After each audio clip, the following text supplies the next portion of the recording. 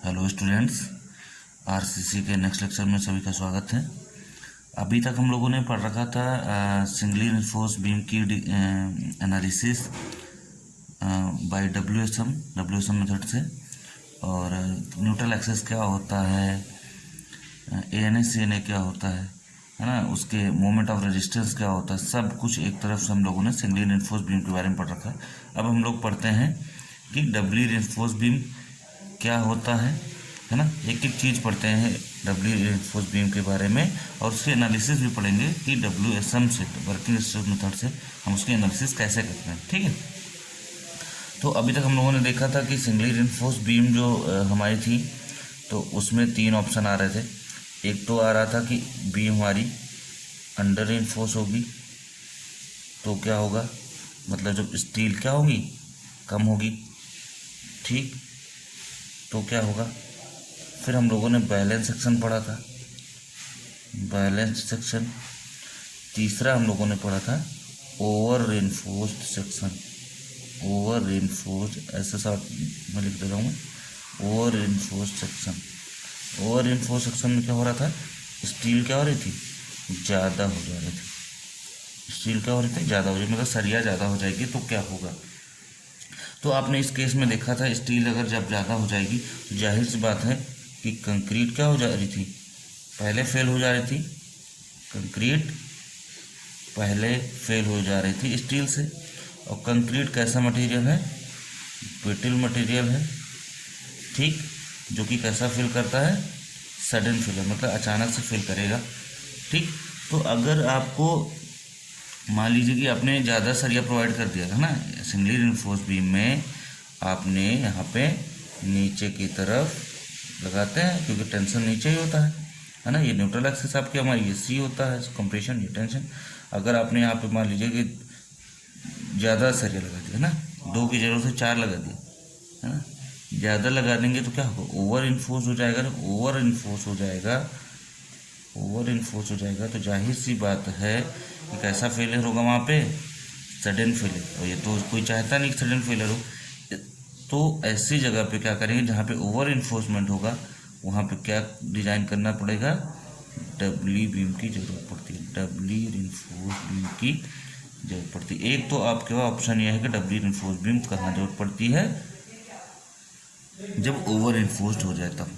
Singly beam जब over enforce हो जाए तब।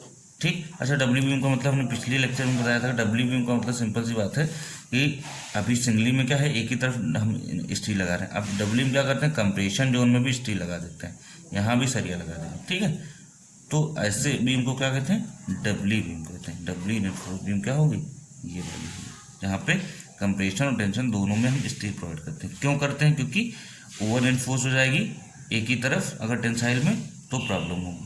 क्या प्रॉब्लम होगी, हमने देख लिया, सडन फेलियर होगा। एक और वजह से हम लोग जो है, अगर रीजन देखा जाए कि किस किस वजह से डब्ली की ज़रूरत पड़ती है, तो एक तो यही हो गया कि over enforcement of singly beam,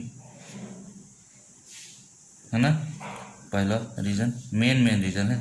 दूसरा रीज़न हमारा यह है कि जब साइज क्या हो बीम का, restricted, size is restricted. Restricted का मतलब होता है फिक्स। साइज आप बीम की क्या कर सकते, कम ज़्यादा नहीं कर सकते। मान लीजिए कि आपकी साइज दिया है, ये आपकी जो भी सेक्शन है ना, ठीक है, ऐसे होगा कुछ, ऐसे तो होगा। अब ये आपका सेक्शन हो गया, जैसे ये आपका सर्कुलर सेक्शन, तो ये आपका क्या होगा, है ना। अब क्या हुआ, इसकी जो अभी तक हम लोग देखते थे साइज बी और डी, है ना, ये तो नहीं था कैपिटल डी, यहाँ पे हम सिंगली लगाते थे, ये आपका न्यूट्रल एक्सिस होता था। ठीक, यहाँ से आता कितना होता था, स्मॉल डी, और ये आपका होता था बी। तो जब बी और डी, बी इंटू डी, ये साइज है ना, जब रिस्ट्रिक्ट हो जाए, मतलब कि जब फिक्स हो जाए कि इसको इतना ही रखना। किस लिए फिक्स किया जाता है, कहीं कहीं पे जहाँ पे बिल्डिंग बनानी है, जहाँ पे कंस्ट्रक्शन करना है, वहाँ पे जगह कम हो, है ना, जगह कम हो उसकी वजह से, या कहीं कहीं पे लुक अच्छा देने के लिए एस्थेटिक व्यू देने के लिए भी क्या करते हैं, साइज रिस्ट्रिक्ट कर देते हैं, बाउंड्री कर देते हैं, भाई इतने साइज से इतना ही साइज होगा, है ना। तो क्या हुआ, अब जैसे मान लीजिए कि 250 इंटू 500 ये साइज दे दिया, ये 250 है, ये 500, ठीक। अब क्या हुआ, आपने सिंगली बीम से डिज़ाइन किया, आपको नहीं पता कि सिंगली है कि डब्ल्यू है, कुछ नहीं पता, आपने सिंगली बीम डिज़ाइन किया। डिज़ाइनिंग के बाद डिज़ाइन मतलब पता किया कि हमारी एक्चुअल डेप्थ होनी कितनी चाहिए। मान लीजिए आ गई 800 mm, ये mm में है, 800 mm आ गया। अब आपने तो जगह दे रखा है 500 mm की, और डिजाइनिंग कितना आ रहा है कि आपको प्रोवाइड कितना करना चाहिए नियम के अनुसार, 800 mm। अब क्या करेंगे, क्या इसकी डेप्थ बढ़ाएंगे? डेप्थ तो बढ़ा नहीं सकते। जब डेप्थ नहीं बढ़ा सकते भाई, जब डेप्थ नहीं बढ़ा सकते, ज़मीन उतनी है ही नहीं, जगह नहीं है, डेप्थ बढ़ाने के लिए मना किया गया है, डेप्थ बढ़ा नहीं सकते, तो फिर आप क्या करेंगे? करते क्या हैं, डेप्थ बढ़ा नहीं सकते, होता क्या है कि इस बीम पे जो भी लोड आएगा, इस बीम पे जो भी लोड आ रहा होगा, लोड की वजह से क्या आता है, लोड की वजह से क्या होता है, मोमेंट, जिसको हम लोग बेंडिंग मोमेंट बोलते हैं, ठीक। लोड की वजह से जो बेंडिंग मोमेंट आ रहा होता है, तो ये स्टील अकेले नहीं झेल पाती, ये स्टील अकेले नहीं बेयर कर पाती, रजिस्ट नहीं कर पाती इसको। तो क्या होता है, जब ये रजिस्ट नहीं कर पाती है, मान लीजिए ये रजिस्ट करने लायक है 50 किलो न्यूटन मीटर का बेंडिंग मोमेंट, इतना ही रजिस्ट कर पाती है। बेंडिंग मोमेंट लोड ज़्यादा होने की वजह से या साइज रिस्ट्रिक्ट होने की वजह से आ रहा है कितना, 100 किलो न्यूटन पर मीटर है। तो जो एक्स्ट्रा 50 हो रहा है वो कौन झेलेगा, एक्स्ट्रा 50 है वो कौन झेलेगा, वो उसको झेलने के लिए अब यहाँ का एरिया बढ़ाया जाए, यहाँ का एरिया बढ़ाया जाए। यहाँ का एरिया बढ़ाने के लिए एक चीज़ बताइए आप सही से, है ना, सोचिए ज़रा, दिमाग में लगाइए कि एक कोई बीम है, ठीक, ये इस पूरे पे कंक्रीट भरा है, ठीक है, यहाँ यहाँ यहाँ केवल क्या है, स्टील भरा है, ठीक। अच्छा, अब एक बात बताइए, इसकी साइज है कर दी गई फिक्स। अब इसमें बेंडिंग मोमेंट ज़्यादा आ रहा है, जब बेंडिंग मोमेंट ज़्यादा आ रहा है तो जाहिर सी बात है इस एरिया को क्या करना पड़ेगा, बढ़ाना पड़ेगा। अब अगर एरिया बढ़ाना है तो ध्यान से देखिए, ये क्या होता है, कंप्रेशन, ये होता है टेंशन। टेंसाइल स्ट्रेंथ अगर बढ़ानी है, टेंशन एरिया बढ़ानी है, तो ठीक है भाई, स्टील का एरिया बढ़ाना है तो स्टील और ज़्यादा प्रोवाइड कर दोगे, स्टील और ज़्यादा प्रोवाइड कर दोगे, तो इस area of steel in tension zone क्या होगा, बढ़ जाएगा। लेकिन अगर ज़्यादा आपने बढ़ा दिया तो ओवर इन्फोर्समेंट भी तो हो जा रहा है, ये भी तो प्रॉब्लम आ रही है, ये तो हम कर नहीं सकते, ठीक। दूसरी चीज़, हम क्यों इस जोन में स्टील प्रोवाइड करते हैं, क्योंकि यहाँ कितना क्या भरा है, कंक्रीट भरा है, ठीक। अब एक बात बताइए, ऊपर वाला जो भी एरिया है इसको हमको एरिया बढ़ाना है, ठीक। कंक्रीट वाला जो एरिया ऑफ कंक्रीट है वो बढ़ाना है, एरिया ऑफ कंक्रीट। अब एरिया ऑफ कंक्रीट को अगर हमें बढ़ाना है तो क्या करना पड़ेगा, इसकी डेप्थ बढ़ानी पड़ेगी, है ना, इसकी डेप्थ बढ़ानी पड़ेगी। कुल मिला के जो एक्स्ट्रा बेंडिंग मोमेंट आ रहा है, एक्स्ट्रा बेंडिंग मोमेंट आ रहा है, उसको झेलने के लिए हमें इसका एरिया बढ़ाना चाहिए। और इसका एरिया कब कैसे बढ़ेगा, या तो इसको डेप्थ बढ़ाओ, भाई पूरे में कंक्रीट है, कंक्रीट भरा है तो कंक्रीट का एरिया मतलब इसका एरिया बढ़ाना पड़ेगा, इसका एरिया बढ़ाना पड़ेगा, मतलब के लिए मना किया गया ऑलरेडी, जगह कम है या जो भी है। तो इस एक्स्ट्रा बेंडिंग मोमेंट को झेलने के लिए क्या करना पड़ता है, ऊपर भी सरिया लगानी पड़ती है, मतलब ऊपर भी रेनफोर्समेंट देना पड़ता है, ऊपर भी रेनफोर्समेंट देना पड़ता है। तो इसको बोला जाता है एरिया ऑफ स्टील, स्टील हो गया area in compression zone, ASC, area of steel in compression, area of steel in compression.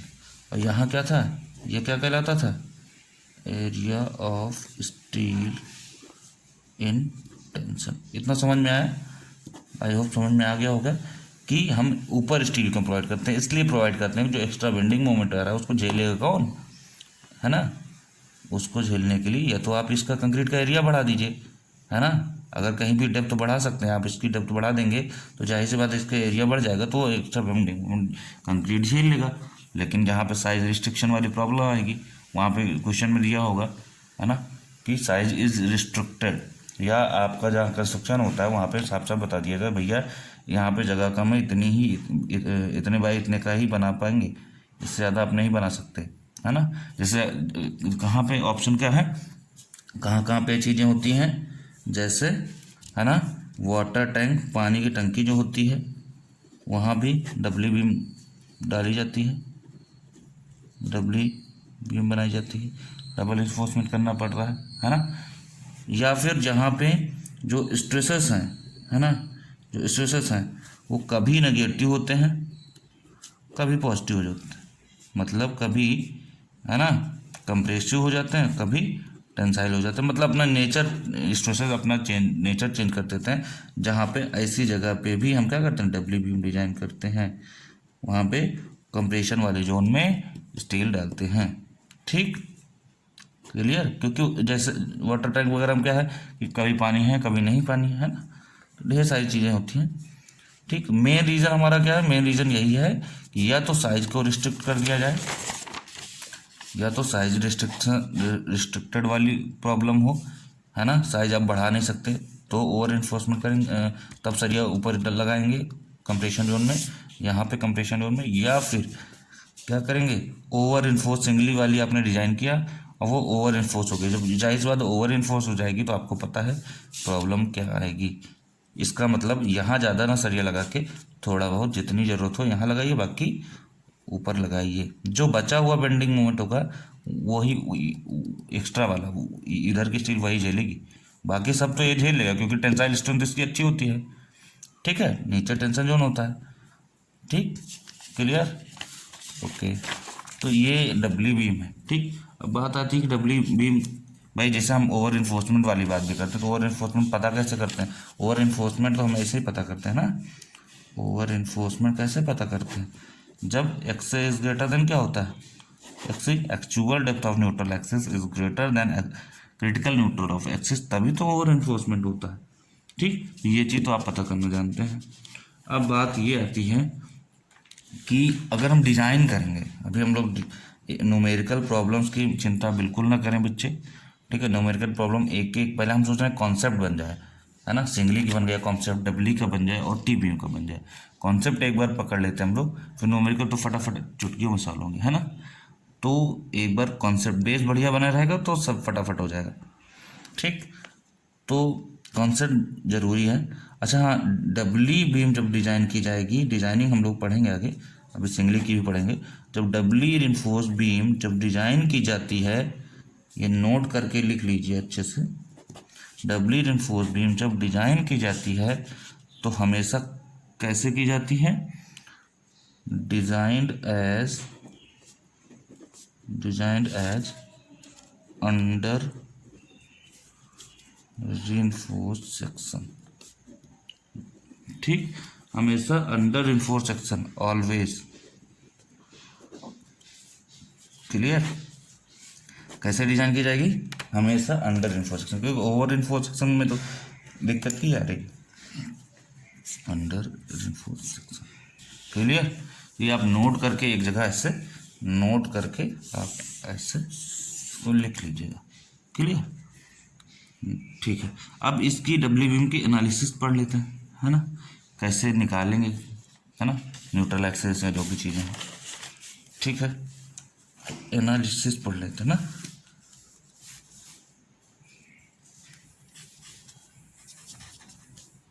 Analysis, देखिए एनालिसिस स्टेप्स में पढ़ेगा, समझने की कोशिश करिएगा जो हम बताना चाह रहे हैं।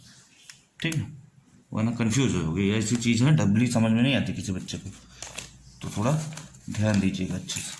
ठीक,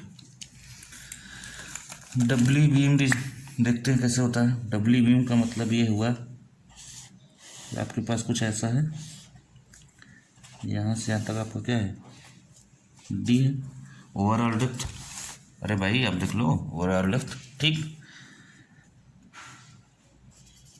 मान लीजिए यह न्यूट्रल एक्सिस है। ठीक, अभी तक क्या था, यहाँ पे सरिया पड़ी थी इसके सेंटर से ये। ठीक, तो ये क्या था, इसके सेंटर से लेके यहाँ ऊपर तक की डिस्टेंस को हम क्या कहते थे, स्मॉल डी, इफेक्टिव डेप्थ कहते थे। यहाँ से यहाँ तक का क्या होता था, इफेक्टिव कवर होता था। क्लियर।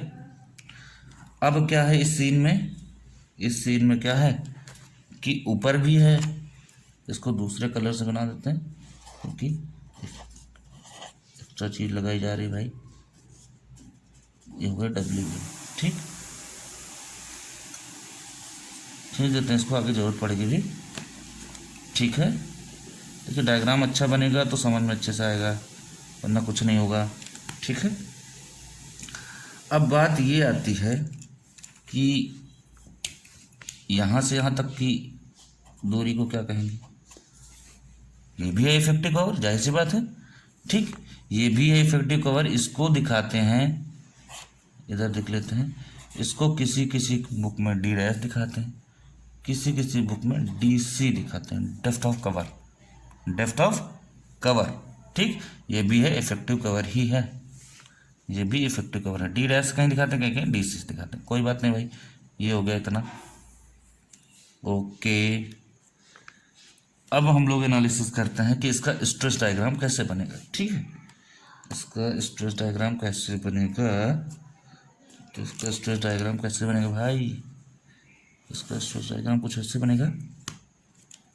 ठीक, यही चलाते हैं ब्लू। ओके, स्ट्रेस डायग्राम कुछ ऐसे बनेगा, पढ़ा है आपने।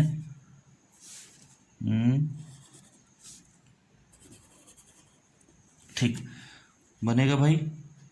ओके, ये क्या होता है, सिग्मा CBC होता है, और नीचे क्या होता है, सिग्मा ST/M होता है। ये आप जानते हैं पहले से। अब ध्यान से देखिए, यहाँ पे जो स्टील थी, यहाँ पे स्टील जो थी, इसका एरिया क्या था पहले, अभी तक हम लोग इसका एरिया क्या लेते थे, याद करो। देखिए क्या है, हम लोग इसको एरिया MAST लेते थे। क्यों MAST लेते थे, क्योंकि पूरे को देखो, पूरे में कंक्रीट भरा है, पूरे में सब कंक्रीट ही भरा है, केवल यहाँ पे सरिया थी अभी तक, अब यहाँ भी हो गई है। ठीक, तो क्या हुआ कि यहाँ का जो केवल इस जोन में, टेंशन जोन में, यहाँ टेंशन, ये कंप्रेशन जोन है, टेंशन जोन में कंक्रीट का कोई मतलब निकलता नहीं था, सारा स्टील का काम होता था। इसलिए यहाँ की जो कंक्रीट का एरिया था, एरिया ऑफ कंक्रीट, वो होता था M/AST, राइट, M/AST। मतलब यहाँ का जो स्टील था उसको हम किस में कन्वर्ट कर ले रहे थे अभी तक, कंक्रीट में। इसका जो एरिया निकालते थे वो कंक्रीट के एरिया निकालते थे, मतलब एरिया ऑफ कंक्रीट, जो 3 सरिया लगी है, 4 सरिया लगी, तो उसको हम एरिया ऑफ स्टील नहीं बोलते थे, M से मल्टीप्लाई करके उसको हम किस में कन्वर्ट कर ले रहे थे, एरिया ऑफ कंक्रीट में। ठीक, कि यहाँ का एरिया ऑफ कंक्रीट क्या होगा, तो M/AST आता था। अब क्या है, कोड कहता है कि एरिया ऑफ स्टील, जब यहाँ का देखा जाए तो ये area of steel, area of concrete in tension zone का है। ठीक, कोड कहता है कि यहाँ का जो एरिया होगा वो क्या होगा, ध्यान सुनिएगा, यहाँ का एरिया होगा वो IS 456/2000, दिख रहा है, नहीं दिख रहा, दिख रहा, अब दिखेगा। IS 456/2000 कहता है area of concrete in compression zone, ठीक, इज इक्वस टू 1.5 M/ASC। अब ध्यान सुनिए कि इसका मतलब क्या हुआ। इसको क्या कहते थे, इसको क्या कहते थे,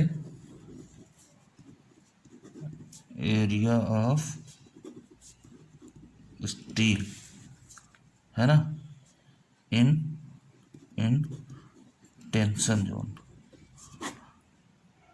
इसको क्या कहेंगे, ASC को अभी बताया था उसके पहले वाले में, area of steel, area of steel in compression zone. मतलब जो 3-4 सरिया लगी, इसी का एरिया है ASC, area of steel in compression zone. लेकिन इसमें अभी तक M से मल्टीप्लाई करते थे तो area of concrete in tension निकल रहा था, है ना। ये क्या है, एरिया ऑफ कंक्रीट है, और यहाँ क्या है, area of concrete in compression zone है। यहाँ टेंशन जोन है, area of concrete in compression zone किससे मल्टीप्लाई कर रहे हैं 1.5 m से। अभी ये समझिए 1.5 m ASC इसका एरिया होगा। अभी मैं बताता हूँ इसी लेक्चर में कि 1.5 से क्यों मल्टीप्लाई करेंगे। यहाँ पे MST हो रहा था, यहाँ पे 1.5 m ASC क्यों हो रहा है अभी हम बताते हैं। लेकिन अभी के लिए जानिए कि ऊपर वाला एरिया होगा 1.5 m ASC, राइट। इसका होगा m AST, ये तो आप जानते हैं पहले से। इतना समझ में आया? ये जानना बहुत ज़रूरी है, बहुत ही ज़्यादा ज़रूरी। ठीक है भाई। अब एक बात यहाँ रही, अगर यहाँ स्टील है तो यहाँ पे टेंसाइल फोर्स लगता था, याद है। यहाँ भी स्टील है, यहाँ भी कुछ स्ट्रेसेस आएंगे। यहाँ जब स्टील है, यहाँ स्ट्रेसेस आएंगे, तो इन स्ट्रेसेस को हमने लिख दिया C से, लिख दिया C से। ठीक है, कोई बात नहीं भाई, C से कर दो, C डैश से कर दो। चलो मैं C डैश से कर देता हूँ, क्योंकि C इसको भी बोल देते हैं ना कभी कभी, ठीक। क्योंकि इसको T बोल देते थे कभी कभी, इसको C बोल देते हैं, इसको C डैश लिख देते हैं। इस यहाँ स्टील की वजह से भी टेंसाइल स्ट्रेसेस यहाँ आएंगे कि नहीं आएंगे कंप्रेसिव जोन में। यहाँ अभी तक स्टील रहती नहीं थी, यहाँ कोई स्ट्रेस नहीं आता था। अब यहाँ स्टील आ गई तो यहाँ भी कंप्रेशन जोन भले है, न्यूट्रल एक्सिस के ऊपर है, कंप्रेशन जोन है यहाँ पे, लेकिन यहाँ भी टेंसाइल स्ट्रेसेस आएंगे, ठीक, या कंप्रेसिव स्ट्रेसेस आएंगे। टेंसाइल स्ट्रेसेस कंप्रेसिव स्ट्रेस दोनों आएंगे यहाँ पे। ओके, अब बात आती है कि यहाँ से यहाँ तक की दूरी क्या कहते हैं, अभी तक हम लोग x कहते थे, ठीक। वो डिपेंड करता था कि हम ANA लेते थे, CNA लेते थे। ANA में हम XC लेते थे, CNA में XC लेते थे, तो डायग्राम चेंज हो जाता था, ठीक है। अब हम लोग इतना समझ गए कि एरिया कैसे हम कन्वर्ट करेंगे। ACC बराबर 1.5 m ASC, AC बराबर m AST। ओके, एक चीज़ और, एरिया ऑफ कंक्रीट ये जो हुआ है, ये अभी इतना ही नहीं हुआ है, इसमें अभी एक चीज़ और है। ध्यान से समझने वाली बात ये है, बढ़िया समझिएगा, कि इसमें सब में क्या भरा है, पूरे में कंक्रीट। यहाँ केवल स्टील भरा है, लेकिन नीचे के कंक्रीट से हमें कोई मतलब ही नहीं है, हम उसको नेग्लेजिबल मान के चलते हैं। रहे और ना रहे कोई मतलब नहीं, ये तो बॉन्ड बनाने के लिए बिल्कुल कंक्रीट भरा जाता है। बाकी नीचे वाले जो टेंशन जोन है, यहाँ पे कंक्रीट का कोई मतलब ही नहीं, कंक्रीट को झेलता ही नहीं, लोड ही नहीं झेलता, ठीक है। ये जंक्शन माना गया। ऊपर वाली कंक्रीट बहुत मायने रखती है, क्योंकि वो कंप्रेसिव स्ट्रेस झेलती है, और ऊपर वाली स्टील भी। अब ऊपर वाली स्टील को हमने किस में कन्वर्ट कर दिया, एरिया कंक्रीट में। एक बात बताइए, ऊपर वाली स्टील जो निकाला, ये एरिया आया है 1.5 m ASC, ये पूरे का एरिया आया भाई साहब। मतलब कुल मिला के मैं फिर से एक नया डायग्राम बना देता हूँ आपके लिए, और वो ये, अगर हम नीचे का नहीं, हम सिर्फ ऊपर का डायग्राम बनाए। ये हमारा रहा न्यूट्रल एक्सिस, नीचे टेंशन जोन है, ठीक, यहाँ सब है, वो उसकी बात नहीं कर रहे, इसकी बात करिए। 1 2 3 मान लीजिए ये आपकी स्टील लगी हुई है, तो ये जो आपका पूरा एरिया है कंप्रेशन वाला, इसका एरिया निकला है, एरिया ऑफ कंक्रीट, है ना। ये क्या है, area of concrete in compression zone, ठीक। ये ACC निकला है, या हाँ क्या निकला है, 1.5 m ASC। ये पूरा एरिया है, पूरा। लेकिन खुद बताओ, आप ज़रा दिमाग लगाओ, जब पूरा एरिया ले लिया गया, तो ये जो 3 सरिया लगी है, ये 4 सरिया लगी, जो भी ऊपर सरिया लगेगी, जो भी स्टील लगेगी, तो इन स्टील बार्स पूरा मान लीजिए आप ढेर सारा सरिया स्टील कंक्रीट है, पूरा कंक्रीट का ब्लॉक है, और उसमें आपने सरिया लगा दिया, 2 3 4 जितने भी सरिया लगा दिया, तो ये बताइए इतना जगह खाली हुआ कि नहीं, इतना जगह खाली हुआ कि नहीं, इतना जगह खाली हुआ कि नहीं। मतलब कंक्रीट की जगह आपने क्या लगा दिया है, स्टील। कंक्रीट की जगह आपने क्या लगा दिया है, अभी तक नहीं लगाते थे, तो अभी तक पूरा लेते थे ACC। अब कंक्रीट की जगह हमने क्या लगा दिया, स्टील लगा दिया। अब भाई साहब, जो कंक्रीट की जगह हमने स्टील लगा दिया, तो वो इतना एरिया माइनस होगा कि नहीं भाई, पूरे का पहले निकाला, फिर इतने माइनस कर दिया, तो बचा जो है वो सिर्फ इतना बचेगा, ये जो बचा है स्टील छोड़ के इतना बचेगा। कुल मिला के जो अब नेट निकलेगा, नेट एरिया ऑफ कंक्रीट निकलेगा, वो निकलेगा 1.5 m ASC माइनस का क्या, area of steel in concrete. Steel का एरिया घटेगा, area of steel in concrete. ना समझ में आया एक बार फिर से समझ लीजिए। ये जो हमने निकाला था 1.5, देखिए एरिया ऑफ कंक्रीट है ना, तो area of steel in concrete से क्या किया हमने 1.5 टाइम्स मल्टीप्लाई कर दिया, लेकिन ये टोटल का एरिया था। अच्छा नीचे इस तरह क्यों हमने नहीं माइनस किया, क्योंकि नीचे हमने कंक्रीट का कोई मतलब ही नहीं समझ रहे हैं, तो हमने सिर्फ इतने का इसको ही सिर्फ इतने स्टील को ही कंक्रीट में कन्वर्ट किया। एम से मल्टीप्लाई किया स्टील में, कंक्रीट में चेंज हो गया। इसमें क्या है, एम से मल्टीप्लाई किया स्टील में, कंक्रीट में चेंज हो तो गया, लेकिन इसका भी तो एरिया में लेना है, क्योंकि यहाँ ऊपर कंक्रीट मायने रखता है। ठीक, तो पूरे का एरिया हमने निकाला 1.5 m इंटू AC। ठीक, अब इसमें से ये जो स्टील है भाई, स्टील जितने सरिया लगाओगे तो उतनी जितने एरिया में स्टील है वो कंक्रीट उतनी दूर का, मतलब जो मसाला होगा सीमेंट कंक्रीट जो बना होगा आपका घोल मिक्स बना होगा, वो मिक्स जिससे आपने ब्लॉक बनाया उसमें अगर कंक्रीट लगा रहे हो उस समय तो है ना मसाला टाइप का ही रहता है, मिक्सचर मशीन से निकलता है, तो उतनी दूर का जितनी सरिया लगा रहे हो उतना एरिया खाली हो रहा है कि नहीं, उसकी जगह क्या भाई पूरा कंक्रीट था, कंक्रीट की जगह सरिया लगाए, तो कंक्रीट सरिया का स्थान घेरेगी, स्टील जो है सरिया जो है कंक्रीट का स्थान घेरेगी कि नहीं। सरिया जब आपने लगा दिया तो कंक्रीट का स्थान घेरेगी कि नहीं, तो घेर रही है। तो नेट जो कंक्रीट का एरिया निकालना है वो क्या करना पड़ेगा, इतना माइनस करना पड़ेगा area of steel in compression. तो 1.5 MAC अगर हम कॉमन ले लें तो ये आ जाएगा। ठीक, ओके, मतलब ऊपर वाला जो अब एरिया निकल के आया है वो क्या निकल के आया है 1.5 M-1 इंटू ASC। क्लियर, आगे बढ़ें।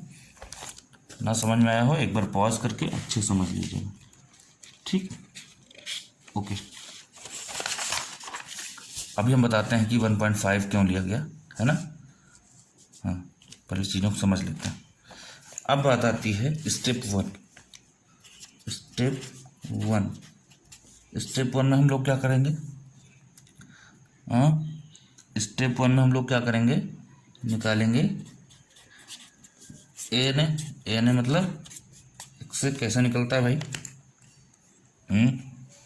कैसे निकलता है, हमें क्या करना पड़ता है, इक्वेट करना पड़ता है क्या, मोमेंट ऑफ एरिया है ना, of compression and tension side, दोनों का मोमेंट ऑफ एरिया इक्वेट कर देंगे। तो ठीक है, हम पहले निकालते हैं मोमेंट ऑफ एरिया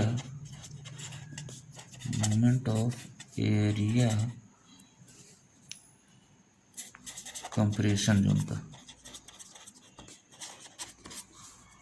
ठीक, निकालते हैं, देखते हैं क्या आता है मोमेंट ऑफ एरिया भाई। निकाल को तो देखें पहले। ठीक, आपका ये था, फटाफट देख लेते हैं, बार बार डायग्राम हम आपको समझाने के लिए बना रहे हैं। ठीक, ये रही न्यूट्रल एक्सिस। ओके, ये था बी, यहाँ से यहाँ तक था डी। ठीक, क्लियर। अच्छा, यहाँ से यहाँ तक ये था। उसके बाद आपका जो डायग्राम बन रहा है कुछ ऐसे बन रहा है। ठीक, ओके, ए निकाल रहे हैं, इसको एक्स से बोल देते हैं। ठीक, ओके, इसको एक्स से बोल देते हैं भाई। अब इतनी दूरी क्या हो गई हमारी, एक्स से है ही, जान नहीं रहे हो आप। ठीक, ओके भाई, ये इतना कितना था, ये इतना था DC, इतना DC था। ठीक, अब एक बात बताइए, इतना अगर DC था, ठीक, इसका एरिया पता है, इसका एरिया पता है। ठीक, इसका एरिया क्या है MAST इसका एरिया निकल के आया है 1.5m-1 ASC। ठीक, देखते हैं मोमेंट ऑफ एरिया लेते हैं। मोमेंट ऑफ एरिया क्या आता है भाई? मोमेंट ऑफ एरिया क्या आता है? B इंटू एक्स, ये तो होता है B इंटू एक्स एरिया, और इंटू न्यूट्रल एक्सिस से इसके सेंटर तक की दूरी, यही तो होती है x/2।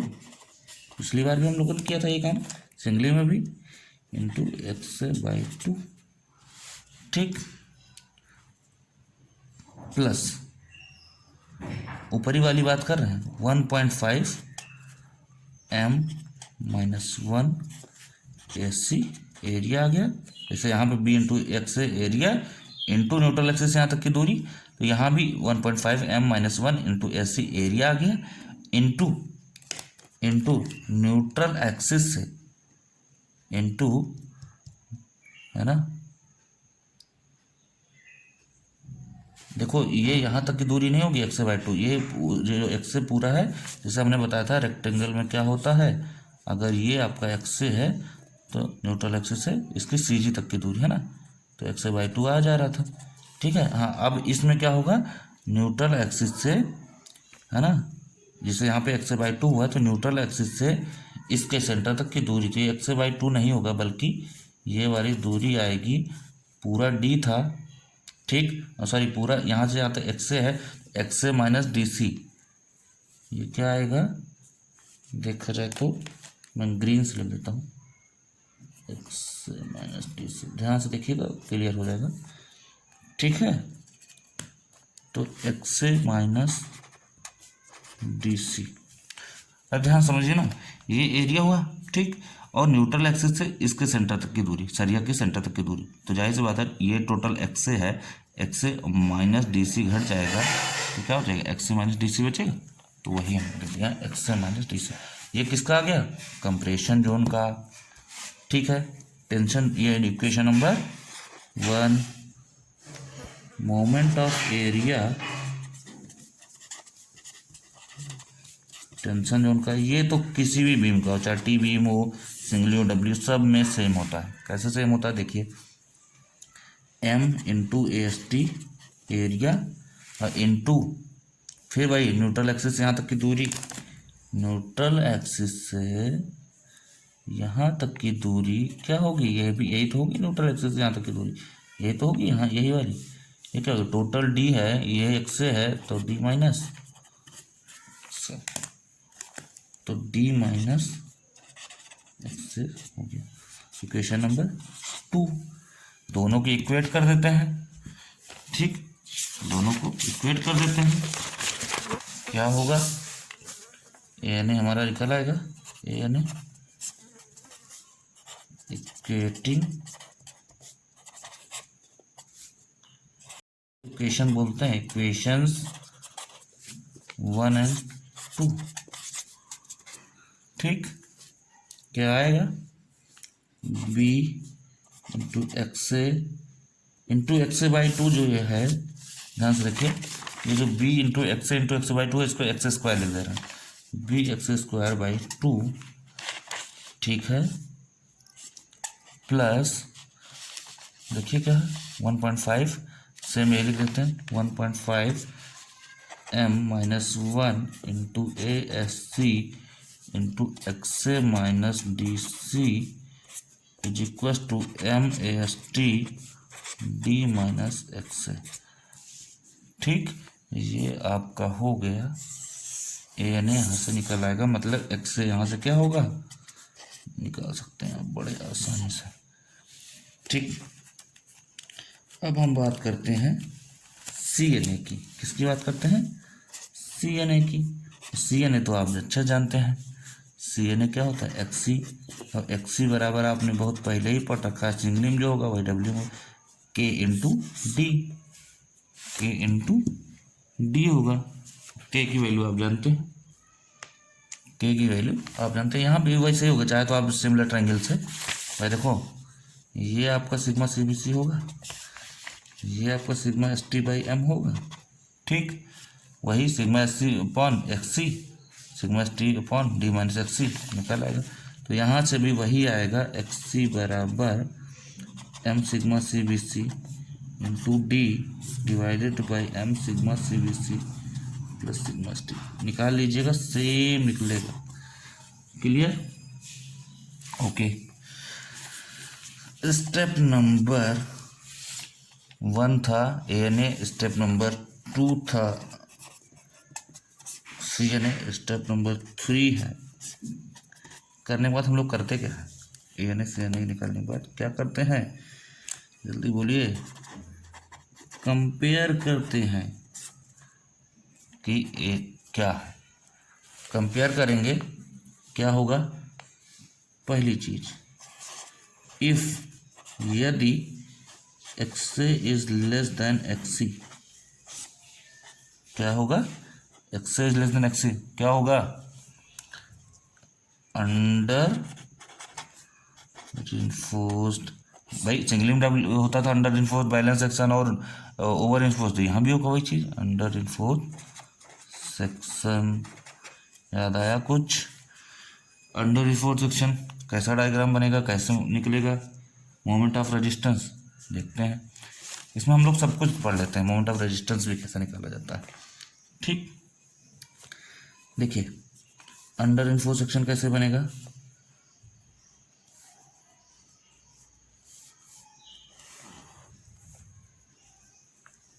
पूरा बना दें।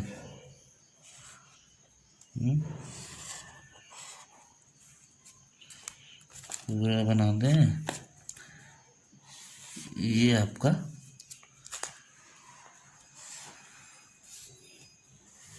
देख लीजिएगा अपने हिसाब से, उसे यहाँ नहीं, थोड़ा नीचे जाएगा। ठीक, ये आपकी न्यूट्रल एक्सिस NA, ठीक है, ऐसे बनेगा, बनेगा कि नहीं बनेगा, ठीक, ओके।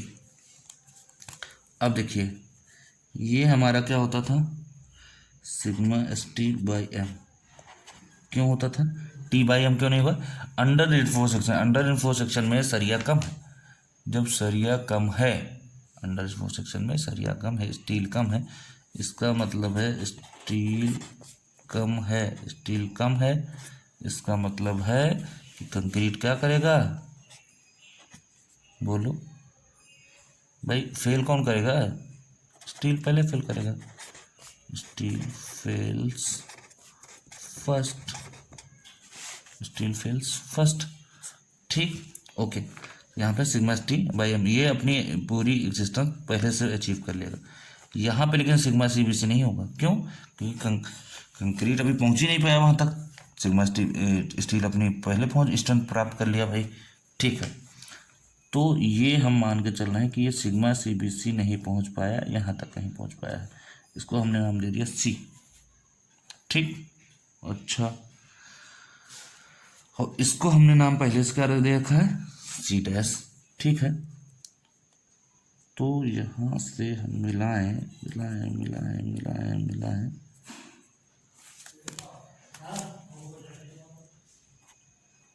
थोड़ा सा ऐसे आएगा।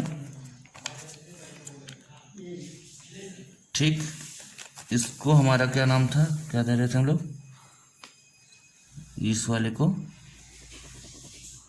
C डैश, है ना, हम लोग C डैश नाम दे रहे थे।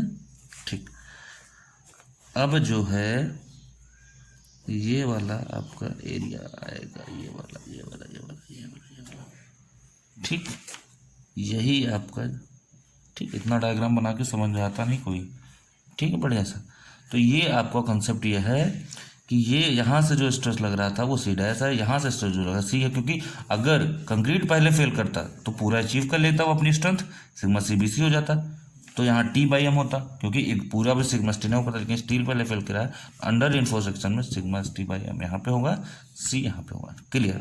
अब देखिए होता क्या है, यहाँ से आपका क्या है भाई, ये तो आपका XC होता है न्यूट्रल एक्सिस, ये जो आपकी आई है ये वाली है ना, ये ठीक, ये आपकी क्या है एक्स सी। हेयर ध्यान से देखिए, here X is less than X C, आ रहा है कि नहीं आ रहा? X is less than X C है, ठीक। तो इस तरह समझ के डायग्राम बना के बढ़िया से चलेंगे तो काम बन जाएगा, ठीक है। अब बात आती है कि सी डैश की वैल्यू कैसे निकलेगी, सी की वैल्यू कैसे निकलेगी, वो सब अभी बताते हैं, ठीक है। अब एक बात बताइए, ये आपका बी था, है ना, यहाँ से यहाँ तक क्या था? अरे भाई कहाँ गया? यहाँ से यहाँ तक क्या था? स्मॉल डी था ना, ठीक। और ये भी आपको पता है डी सी था ना, ठीक। अब बात ये आती है कि निकाला कैसे जाए। अब देखिए छोटा सा काम है ना, पहले तो सी की वैल्यू सी डैश की वैल्यू भी हम निकाल लेते हैं, ठीक। तो निकल ही जाएगा। इधर आओ, मोमेंट ऑफ रेजिस्टेंस क्या कहता है? मोमेंट ऑफ रेजिस्टेंस क्या कहता है? फोर्स इनटू परपेंडिकुलर डिस्टेंस, ठीक। अच्छा, फोर्स क्या होता है? एवरेज स्ट्रेस, याद कुछ आ रहा है? पिछले लेक्चर में हम लोगों ने पढ़ा था, एरिया इंटू परपेंडिकुलर डिस्टेंस, वही भाई परपेंडिकुलर डिस्टेंस, ये एवरेज स्ट्रेस इंटू एरिया हो गया। अच्छा, यही परपेंडिकुलर डिस्टेंस क्या हो जाती है? लीवर आर्म, याद आया कुछ? लीवर आर्म हो जाती है, ठीक, ओके। ध्यान से देखो, इधर देखो, लीवर आर्म हो जाती है भाई, यहाँ पे ये एक्स है, ठीक। ये कितना बचेगा?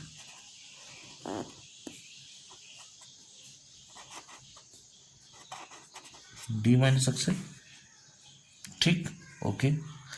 लेकिन हमें यहाँ से लेना है या फिर यहाँ से लेना है, कहाँ से लेना है ये अभी हम देखते हैं, ठीक है। स्ट्रेस क्या आएगा?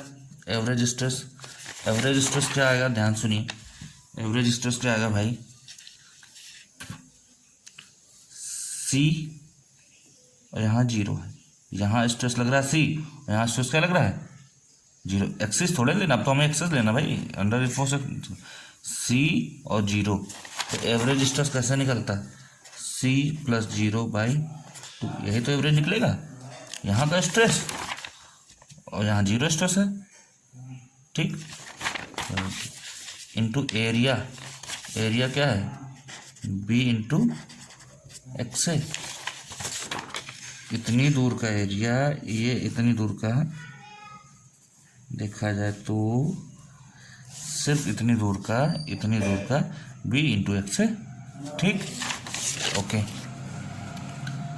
बी इंटू एक्स हो गया, एरिया ये हो गया, क्या बता रहा है ये, इतना क्या बता रहा है? स्ट्रेस इंटू लीवर आर्म या परपेंडिकुलर डिस्टेंस, लीवर आर्म क्या होगा?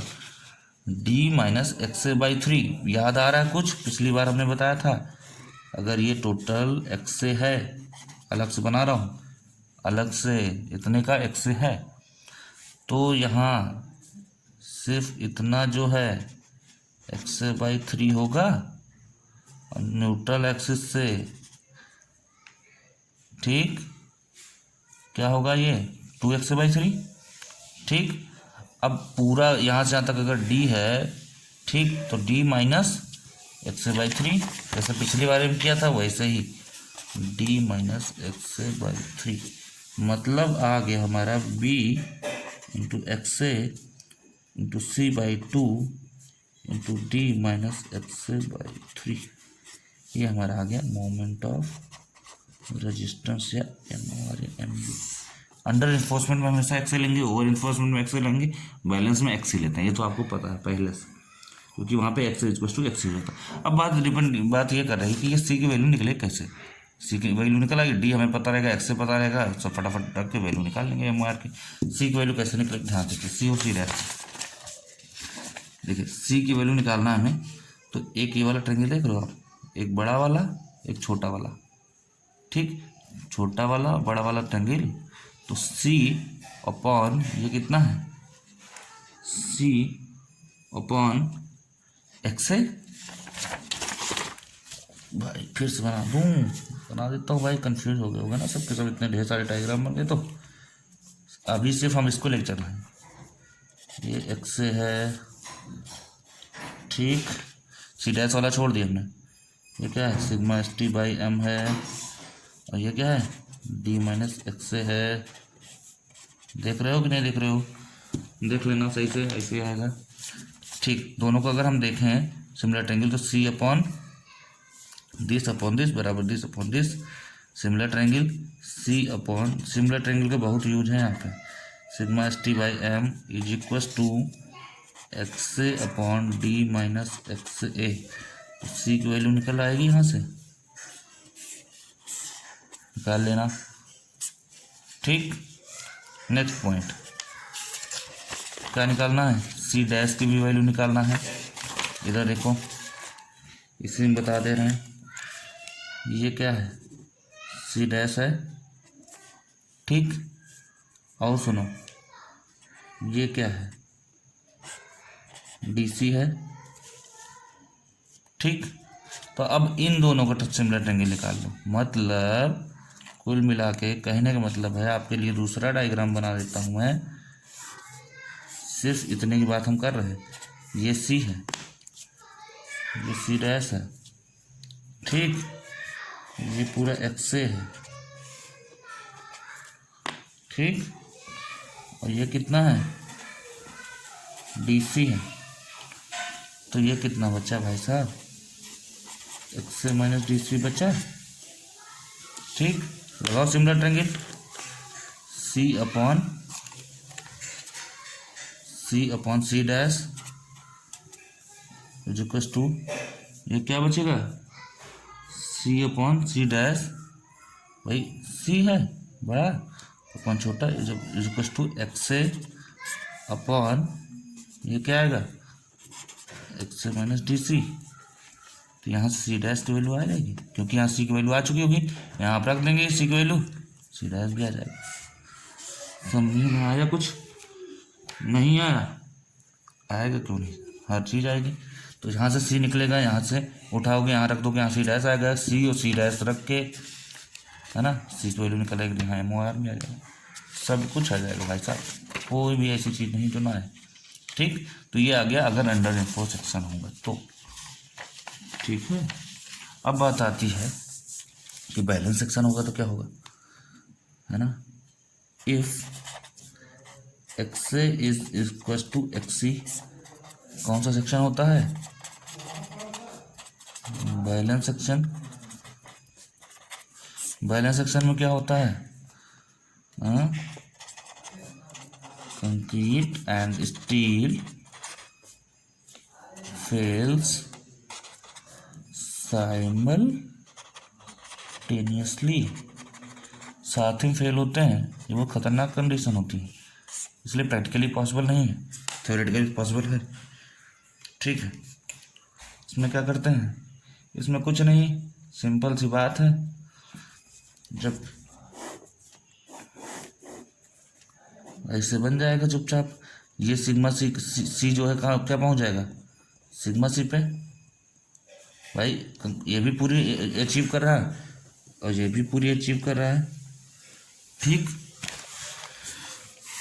ठीक है। जो नॉर्मल कंडीशन बनता है वही, यहाँ से यहाँ क्या होगा, एक्स सी हो जाएगा, क्योंकि यही एक्स से क्या हो चुका है, इस समय एक्स सी हो चुका है, बस फिर क्या, sigma C B C, sigma S T by M, sigma X C, ये आपका क्या बच्चा, डी माइनस एक्स सी, ठीक।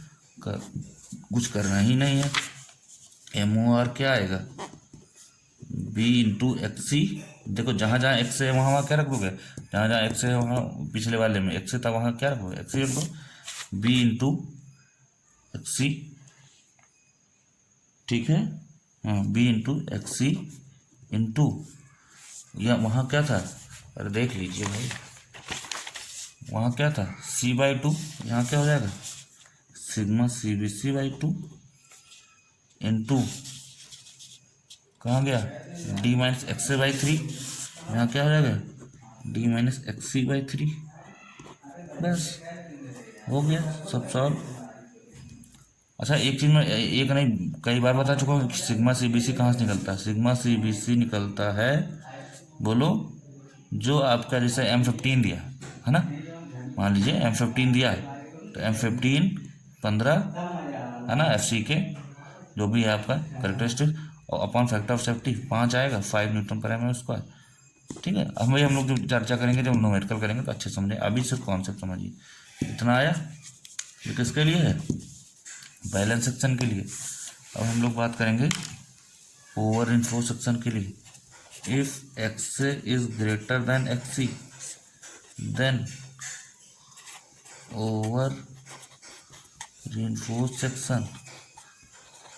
अब डब्ल्यू भी अगर जब ओवर हो जाएगी तो क्या होगा, कहानी बदल जाएगी कि इतना ज़्यादा डब्ल्यू भी अगर ओवर हो जाएगी, नीचे भी स्टील ज़्यादा है ऊपर भी स्टील ज़्यादा, तब सिंपल बात है रीडिज़ाइन करना पड़ेगा, फिर से डिज़ाइन करिए बीम, समझ रहे हैं, फिर से डिज़ाइन करना पड़ेगा। ओके, अब देखते हैं एक्स से और एक्स से ज़्यादा है भाई, एक्स से क्या कंडीशन बनेगी, क्या कंडीशन बनेगी देख लेते हैं फटाफट। ठीक,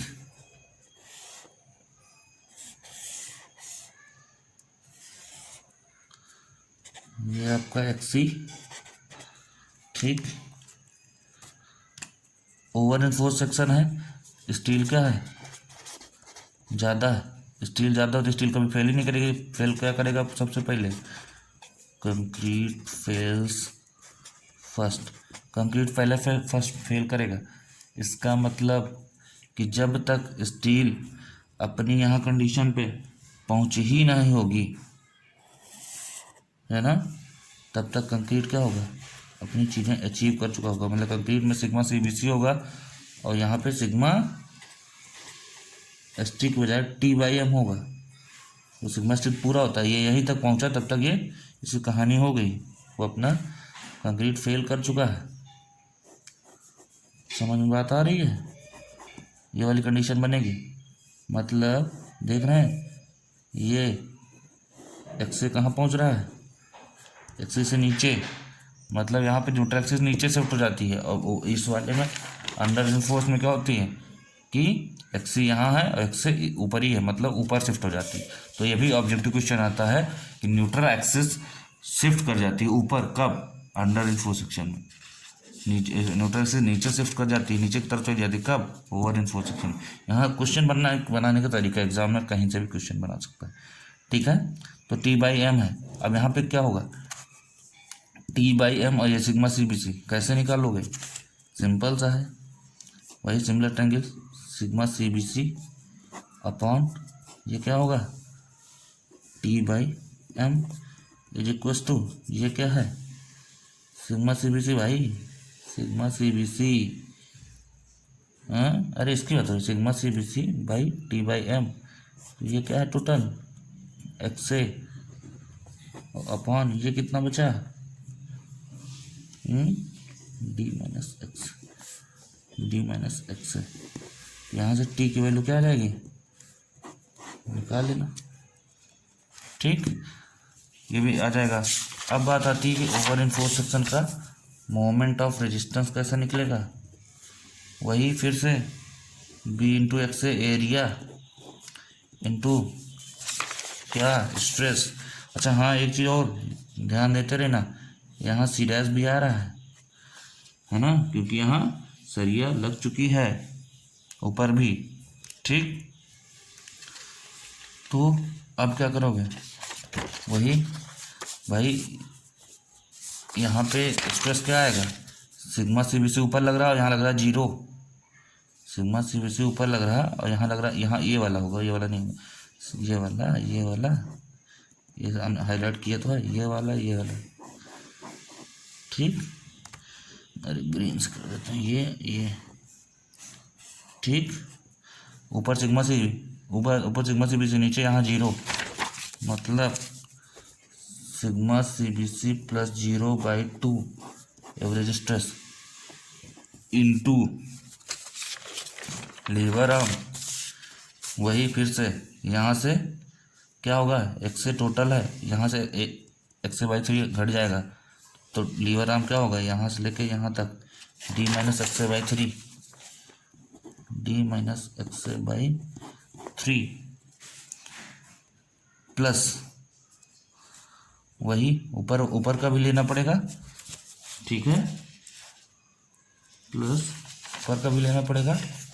अच्छा हाँ, मोमेंट ऑफ रेजिस्टेंस में देखो हमने एक चीज़ ध्यान नहीं दिया, वो किसी ने ध्यान नहीं दिया, एक बार ध्यान दीजिएगा। यहाँ प्लस 1.5 MASC -1 करेगा, SC इंटू लीवर आर्म 2 भी होगा, क्योंकि लीवर आर्म 2 जगह से बनेगा, है ना। देखिए लीवर आर्म एक तो यहाँ से बनेगा, ये से एक यहाँ पर फोर्स लग रहा होगा, ठीक, और एक यहाँ लग रहा होगा LA1। दूसरा डायग्राम ही बना देता हूँ, ज़्यादा सही रहेगा। LA2 तो यहाँ पे आएगा, ठीक है, हाँ, SC into C dash plus 0/2, है ना। 0 क्या होगा वहाँ पे स्ट्रेस, इसको एकदम छोटा एरिया है, C डैश ये अकेले होगा, into DC minus D dash D minus DC ये आएगा भी, मैं इसको अलग से फिर से बता देता हूँ। हमने कहा कि कहाँ से भूल गए भाई। इधर देखो 1.5 M-1 इंटू ASC, ठीक, ये आपका एरिया आ गया। अब देखिए एरिया आ गया इंटू स्ट्रेस, यहाँ का स्ट्रेस C डैश, और C डैश और इसमें जो है ना, C डैश प्लस 0/2 नहीं करेंगे क्योंकि ये वाला एरिया बहुत छोटा होता है ना।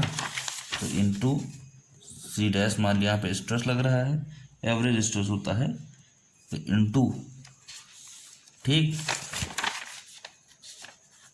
टोटल D है, इतना सिर्फ क्या है, DC है, ठीक, तो टोटल D है, इतना DC है। तो यहाँ पे जो स्ट्रेसेस लग रहे होंगे, जो फोर्सेस लग रहे होंगे, यहाँ से यहाँ तक लीवर आर्म होगा D माइनस DC, ठीक, ये आपका MOR होगा। एक बार फिर से दोनों के डायग्राम अच्छा समझ लेते हैं कि MOR आया कहाँ से, ठीक है, वरना हो जाएगी परेशानी, ठीक, ओके। याद नहीं था, दिमाग से निकल गया भाई, किसी ने याद भी नहीं दिलाया भाई।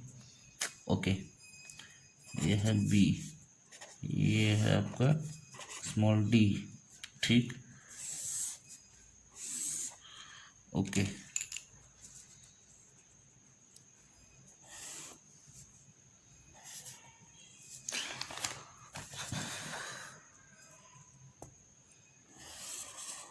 ठीक, ये तो बनेगा। अब देखिए ये है C डैश, ठीक, ये है, अगर हम अंडर एनफोर्समेंट की बात कर रहे हैं तो ये है C डैश, ठीक, ये है आपका C, छोटा सा C डैश है, ठीक, ये आपका C है, क्लियर, ओके। ये आपका सिग्मा ST/M। अब क्या है, तो इसलिए ये डायग्राम बहुत बड़ा बनाना पड़ेगा ना। ये आपका क्या है, DC, तभी पिक्चर क्लियर आएगी, ठीक है, ओके।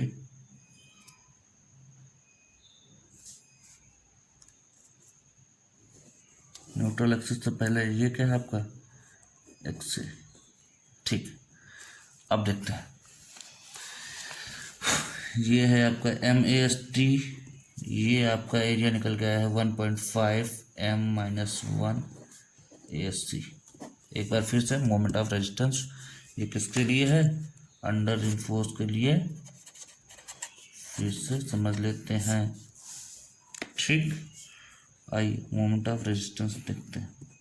अब ध्यान से देखो, पेन कहाँ गई, चलो ठीक है। यहाँ पे दो फोर्सेस लग रहे हैं, एक तो इस स्ट्रेस की वजह से लग रहा है, ठीक है, एक तो इस स्ट्रेस की वजह से लग रहा है, ठीक, यहाँ पे लगता था, याद आ रहा कुछ?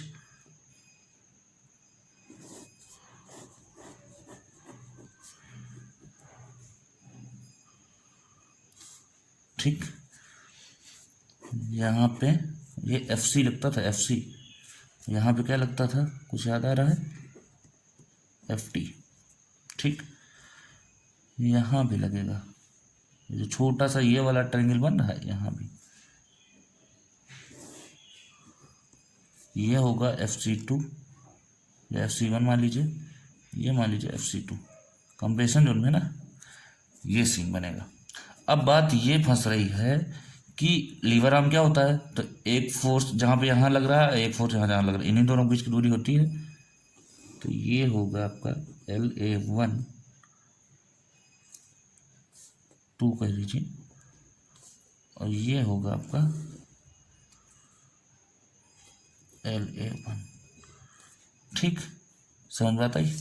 तो मोमेंट ऑफ रेजिस्टेंस क्या होगा, मोमेंट ऑफ रेजिस्टेंस क्या होगा, FC1 into LA1 plus FC2 into LA2।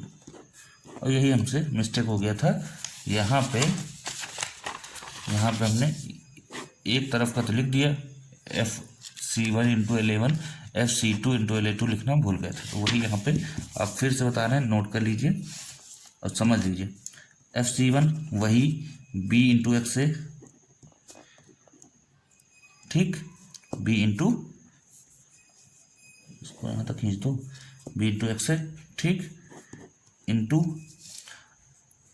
FC1 की बात कर रहे हैं ऊपर वाले की, तो C प्लस 0/2, इसे हम लोग पढ़ चुके हैं, इंटू LA1 यहाँ से यहाँ तक क्या है, ध्यान देखिए, LA1 यहाँ से यहाँ तक टोटल D है, तो यहाँ से यहाँ तक क्या होगा, यहाँ से यहाँ तक LA1 है। ठीक है, ये टोटल x से है, अलग से बना दें अगर, ये x से है। ठीक, यहाँ पे लग रहा है FC1, दिख रहा है ना? ठीक, ऐसे कुछ है। ठीक, न्यूट्रल एक्सिस यहाँ से गई है, एक्चुअल वाली, ये आपका FT लग रहा है। ठीक, यहाँ से यहाँ तक टोटल D है, तो एक बात बताइए भाई साहब, ये कितना होता है, ये XA/3 नहीं होता है, ये अगर ये XA/3 होता है तो ये कितना हुआ, ये कितना हुआ,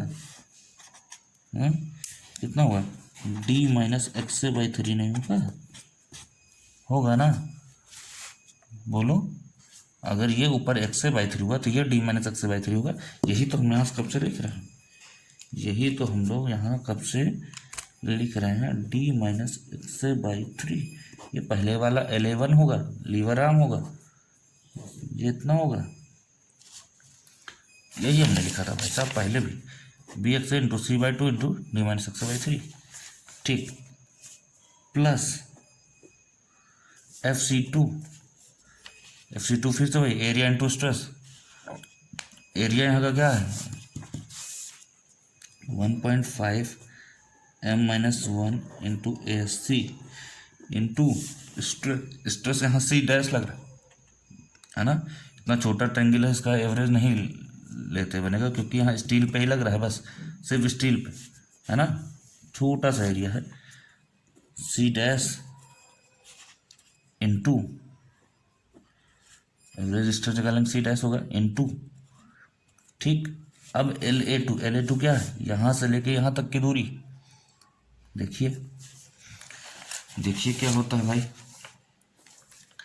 यहाँ से पूरा क्या है D, और यहाँ से यहाँ तक DC, तो D माइनस DC नहीं होगा, D माइनस DC, ये छोटा सा एरिया है, तो उसको भाई, ये जो आप दिखा रहे हो, ध्यान सुनो, ये जो आप दिखा रहे हो C डैश, ठीक है, तो इसको हम एरिया पूरा मान ही नहीं रहे, छोटा है, नेग्लेजिबल है, इसके कंपेयर में छोटा है, इसलिए इसको नेग्लेजिबल मान लेते हैं। ठीक है, तो ये जब इसको छोटा मान रहे हैं तो जाहिर सी बात है कि यहाँ पे ये नहीं समझेंगे कि यहाँ जो FC2 लग रहा है वो इतनी कुछ डिस्टेंस लग रहा है, हम मानेंगे यहीं लग रहा है, यहीं लग रहा है, इसी पे लग रहा है, तो ये DC हुआ, तो टोटल D है तो D माइनस DC हो जाएगा, तो ये हो जाएगा D माइनस DC। ठीक, तो इसी को अगर हम BX से into C/2 into D minus XA/3 plus 1.5 M-1 ASC into C dash into D minus DC, ये आपका रहेगा MOR। क्लियर। और इसी तरह सेम डायग्राम बनेगा F1 F का। ठीक, जैसे ये बना था अंडर का, वैसे ही ओवर इन्फोर्समेंट का बनेगा, तो आपका ये वाला आएगा, दिस और दिस। ठीक, देखिए ना लास्ट वाला पूरा वही है ना, 1.5 M-1 ASC C dash D minus DC। ठीक, यहाँ वाला केवल चेंज होगा। क्यों चेंज होगा? क्योंकि न्यूट्रल एक्सिस नीचे आ जाएगी तो वही हो जाएगा कि C की जगह हो जाएगा सिग्मा CBC/2, बस, बाकी सब वही रहेगा ओवर एनफोर्समेंट में। अंडर रिस्पॉन्स वाली थोड़ी दिक्कत आ गई थी, ये हमने नहीं लिखा था, ये वाला भूल गए थे लिखना, बाद में हमने लिखा, तो ये पता C कहाँ से आएगा, C। कुल मिला के कहने का मतलब ये है कि आपका डबली इन्फोर्स बीम का, है ना, कैसे एनालिसिस की जाती है, कैसे न्यूट्रल एक्सिस निकाली जाती है, कैसा मोमेंट ऑफ रेजिस्टेंस निकाला जाता है, बता दिया हमने। हाँ, और ज़्यादा क्लियर कब हो जाएगा, जब आपको न्यूमेरिकल लगाया जाएगा, तो न्यूमेरिकल लगाया जाएगा, एक एक चीज़ अपने आप ऑटोमेटिक क्लियर हो जाएगी। ठीक है, तो रिवाइज करते रहिए, कहीं प्रॉब्लम हो तुरंत बताइए। ओके, बाकी अगले नेक्स्ट वीडियो में हम लोग पढ़ेंगे टी बीम। ठीक, स्टूडेंट्स बैलेंस सेक्शन के लिए भी, है ना, बैलेंस सेक्शन के लिए भी क्या होगा, यहाँ पे हम लास्ट वाला पोर्शन लिखना भूल गए थे, तो वहाँ पे भी सेम होगा, 1.5 minus 1 into ASC into C dash into D minus DC, है ना। लास्ट वाला चीज़ जुड़ता रहेगा, क्यों? क्योंकि ऊपर भी सरिया लग गई है, यहाँ पे C डैश आ गया। ठीक है, तो ये कोई मतलब बहुत बड़ी चीज़ नहीं है, इतना छूट गया था, तो एक बार देख लीजिएगा कहाँ से आया, ये बता ही दिया मैंने। तो ये तीनों में ऐड रहेगा, बैलेंस सेक्शन में भी, अंडर रिस्पॉन्स में और ओवर रिस्पॉन्स सेक्शन में भी, क्योंकि इसमें कहीं XA/XC वाला सिस्टम नहीं है। C डैश की वजह से इतना आपका एरिया आया है, इतना स्ट्रेस आया है, इतना लीवर आर्म आया है, D माइनस DC। ठीक, तो अच्छे सॉल्व करिए,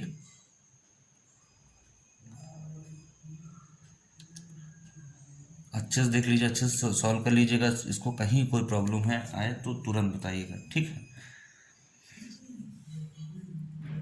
हाँ, एक चीज़ है कि ये D माइनस DC कुछ लोग समझ रहे होंगे कहाँ से आया, तो ये पूरा D था, ये DC है, तो इसको जो ये वाला था, ये छोटा वाला ट्रायंगल, इसको ट्रायंगल ना समझ के हम लोगों ने इसको एरिया को नेग्लिजिबल माना है, तो इसलिए इसका एवरेज भी नहीं लिया, C डैश प्लस 0/2 ना, C डैश केवल लिया है, और यहाँ से ये इसका जो यहाँ से यहाँ तक है, ये हमने कुछ नहीं लिया है, हमने माना है कि जो F2 है वो यही इसी पे लग रहा है, तो इसीलिए टोटल D में से DC घटा दिया डायरेक्ट, ये नहीं तो यहाँ से टोटल D में से ये इतना घटाते, अगर यहाँ फोर्स लग रहा है इतना घटाते, तो इतना हमारा लीवर आर्म 2 होता, इतना हमारा लीवर आर्म 2 होता। ठीक है, देख लीजिएगा। चलिए ठीक है, नेक्स्ट वीडियो में मिलते हैं।